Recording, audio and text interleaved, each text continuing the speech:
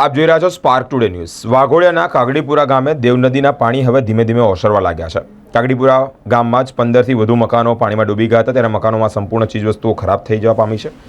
લોકો પહેરેલા કપડાએ બહાર નીકળી જવું પડ્યું તેવી પરિસ્થિતિ છે। હવે જનજીવન થોડું રાબેતા મુજબ થવા માંડ્યું છે।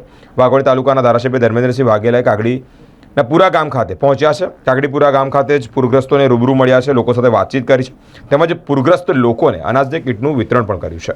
અને કંઈ જરૂર હોય તો કોઈ જેવું ફોન કરજો, તલાટી આજે સર્વે કરી ગયા છે એટલે જેટલું નુકસાન થયું હશે એ બધું જ તમને મળી જશે। અને ચિંતા ના કરતા, અને કંઈ મુશ્કેલી હોય તો સાથે છે બીજું કંઈ જરૂર છે કંઈ હોય તો ફોન કરજો। હા પકડો ધીરેન પકડો છે ને કે મોકલું અંદર।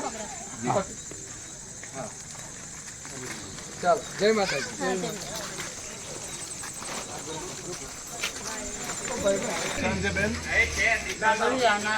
બેન બે હાથથી પકડી બે હાથથી પકડો, પકડા છે ને ચકને તું ચક તમે લઈ લો, બેન થી નહીં આપણે આમાં બધું મીઠું ખાંડ તેલ બધું અને બીજું કંઈ જરૂર હોય